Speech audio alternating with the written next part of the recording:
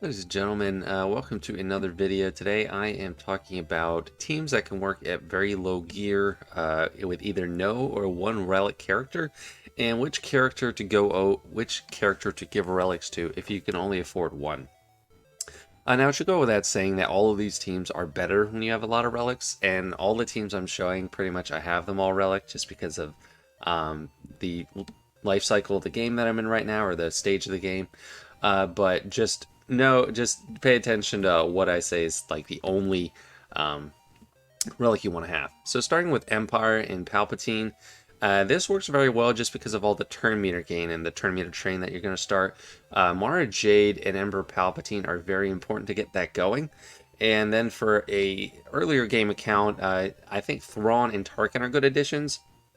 I only have Tarkin up at R7 because of the requirement for Lord Vader, and Thrawn for, I guess, a Sith Eternal Emperor or something. I kind of forget.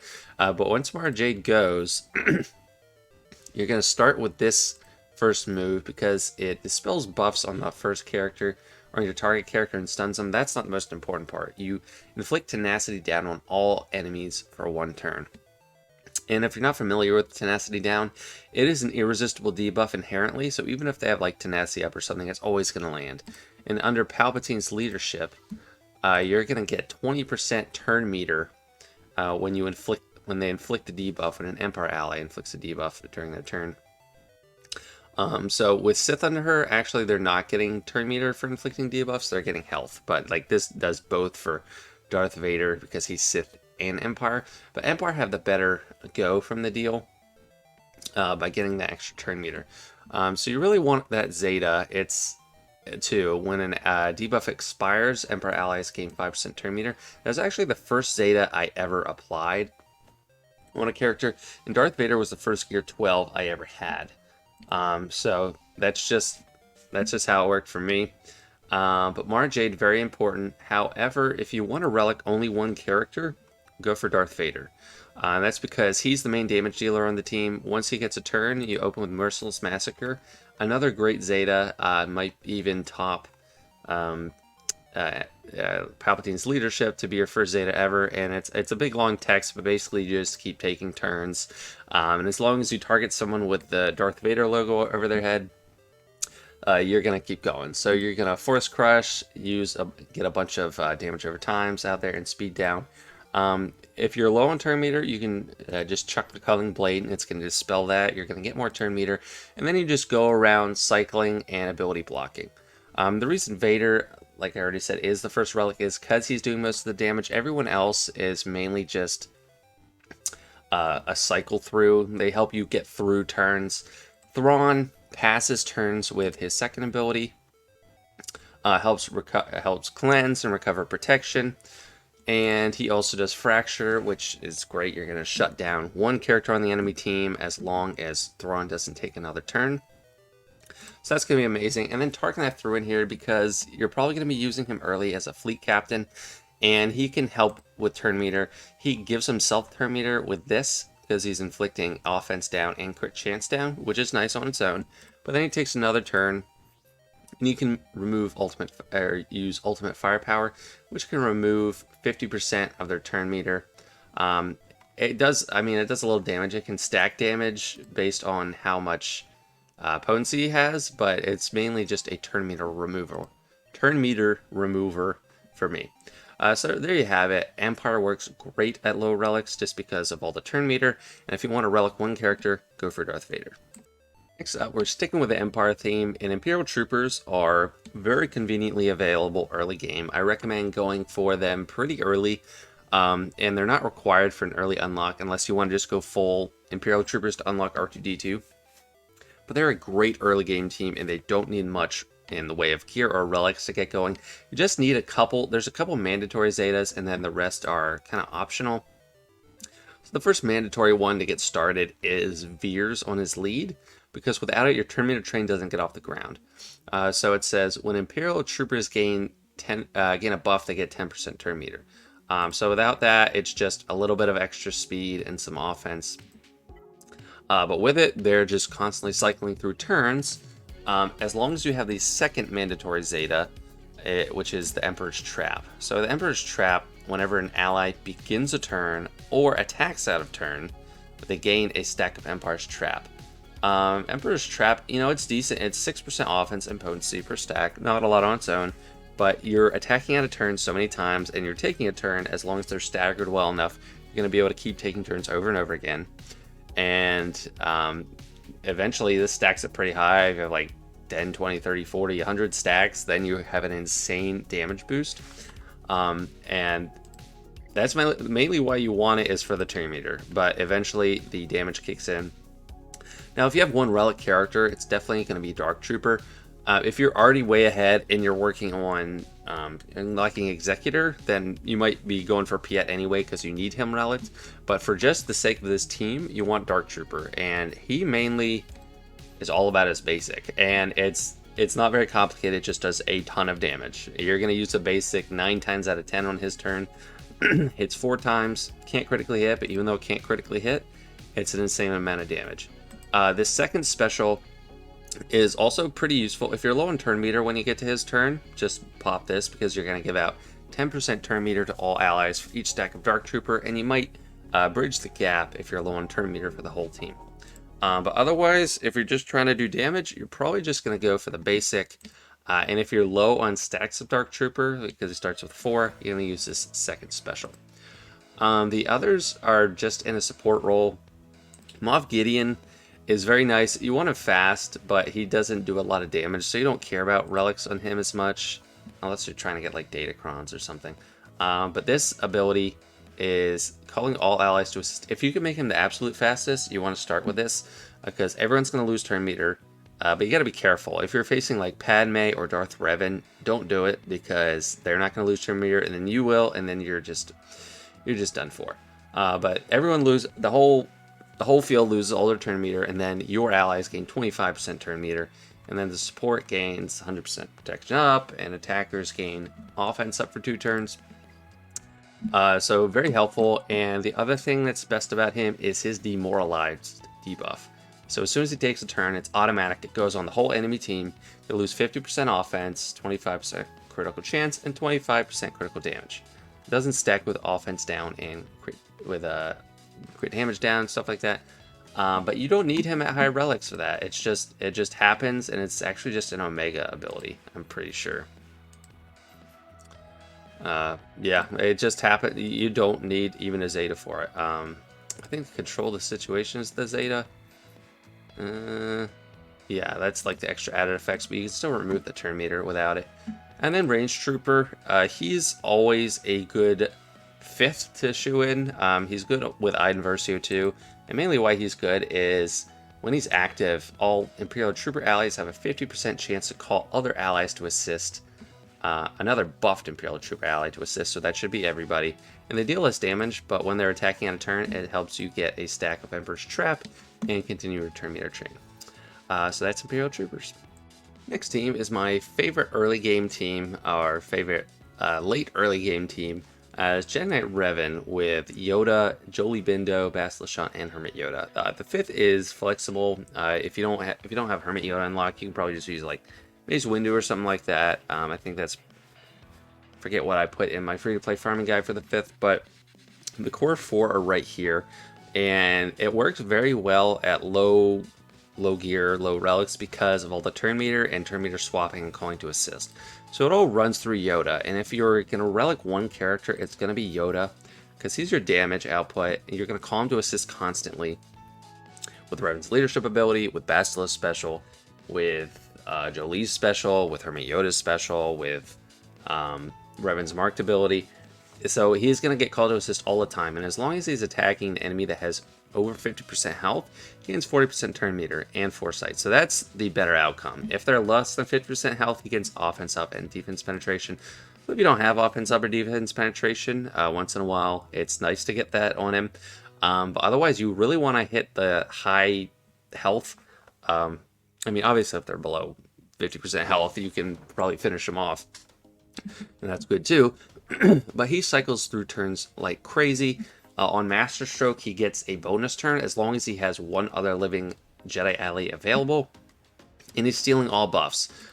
So a common opening is you know, if he went before Bastila, I'm going to do this and then a basic, and then let Bastila call him to assist and give him tons of buffs, and then spread it with this ability. So this, like, if you can, you really want to save it until you have a bunch of buffs from Bastila. Otherwise, you're just spreading Tenacity up, Protection up, and Foresight, which is nice, but it's limiting the potential.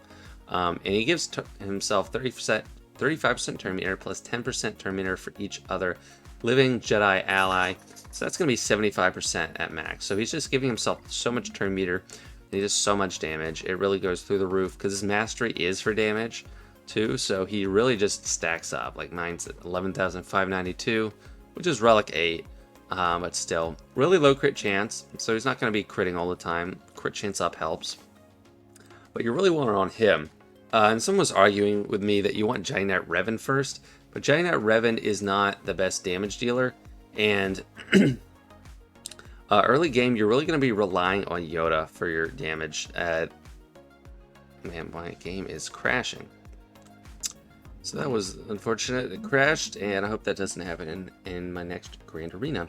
But Giant Revan is, I like to think of him as the conductor or the maestro for the whole team. So he's directing the traffic everywhere. And he has a lot of Zetas, which might be hard to stack on in the early game. Probably the first one you want to get is his leadership ability, because it gives you a lot of protection recovery, extra damage, and tenacity up at the start of the battle, which is pretty helpful against a lot of teams, especially debuff heavy teams. Then probably direct focus to add the buff immunity, which can't be dispelled, increasing cooldowns by 1, and stunning your target. But he just does so much for the team. So when he starts out, usually direct focus is your opening move. You're going to mark someone down to finish them off. When he gets back to his turn, I sometimes use his granted ability, which is Strategic Advantage. It dispels all debuffs on the target Jedi ally.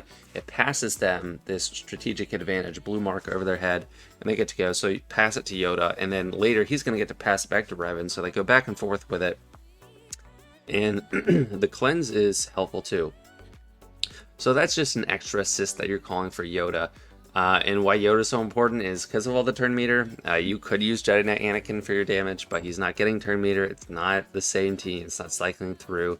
Jedi Knight Luke is popular in some late game comps, but that is not early game. It takes a lot to unlock Jedi Knight Luke, so that'll be a while. And another favorite move of mine is this. It's a turn meter swap. It's an AoE, and it's a cleanse.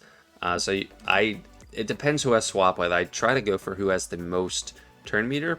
Sometimes I swap at the beginning of the match to Bastila, just first move instead of direct focus, and then use Rally on Yoda so he gets all the buffs. He can spread them around, and then she gives out Legendary Battle Meditation to everyone, and this is just extra counter chance and potency.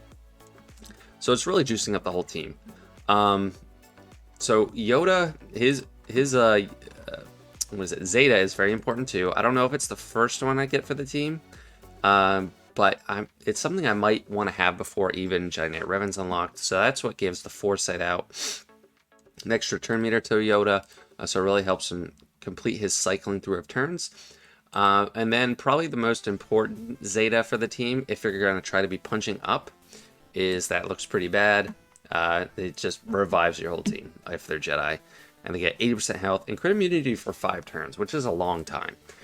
So this team just works super, super well. It can punch up if you play your cards right and just pick. You have a lot of decisions to make with this team, so it can be a little bit tricky to use, but just very, very good. And then with Hermit Yoda, if you're using him, you're just spreading out the Master's Training, starting with Yoda, because you want him doing as much damage as possible, and otherwise he's just healing up the whole team. So that's Jedi Knight Revan. Happy to hear any questions, but definitely Yoda first, Jolie second for Relics, and then probably Jedi Knight Revan.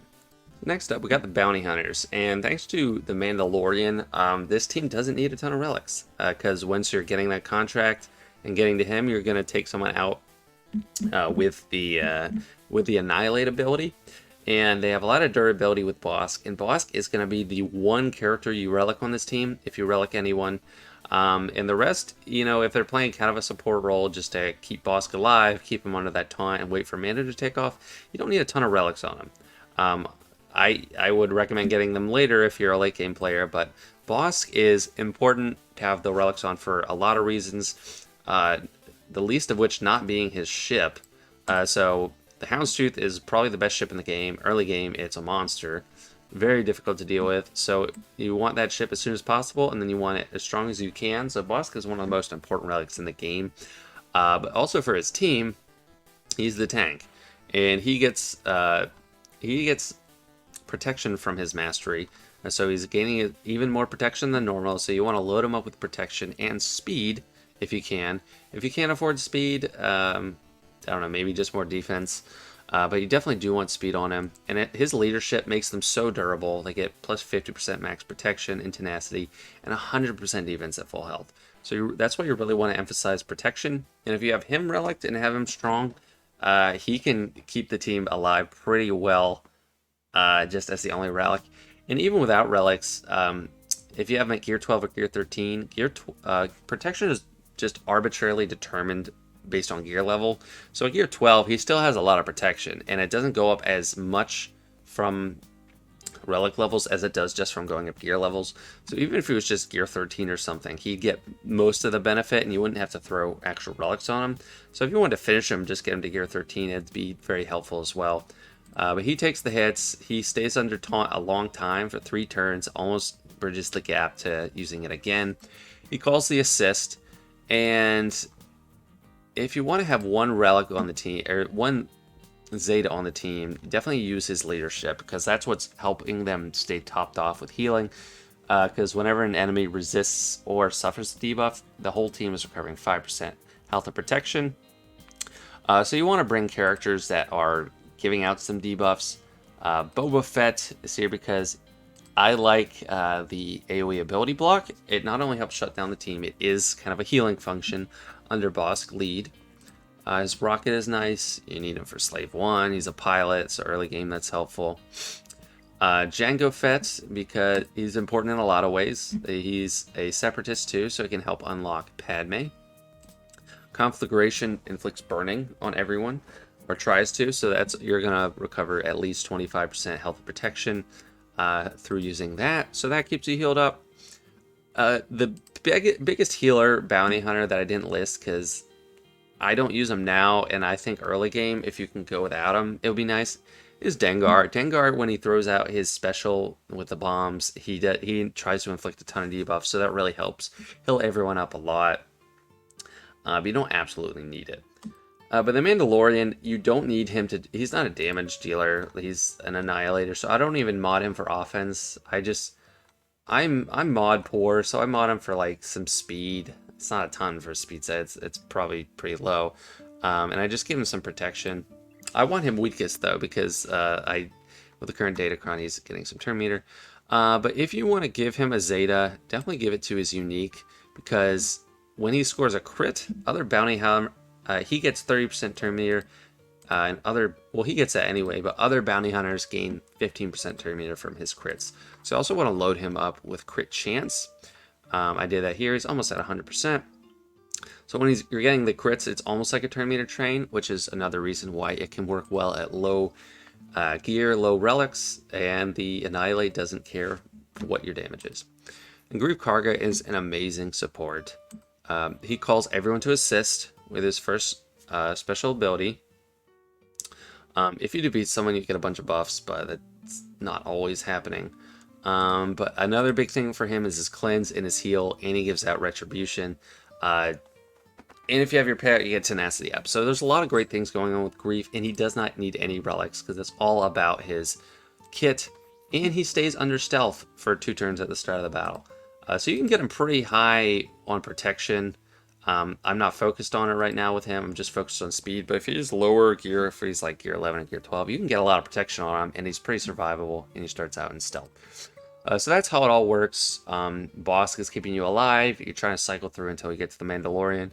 But Boba Fett and Jango Fett can also do some good damage on their own. And that's Bounty Hunters. That's it for today. I'm going to stop at 14s for now because I talked longer than I thought about each of them, but I do have more for later, so stay tuned for that. And again, this is more geared towards early game players or people that aren't as familiar with these kits, like veteran players. So if it sounds like I'm saying something obvious, then you're probably not the exact target audience I had in mind for this. But anyway, let me know what you think. What are some teams you're using early game or that you used early game if you're past that point? I'd love to hear from you. Anyway, see you next time.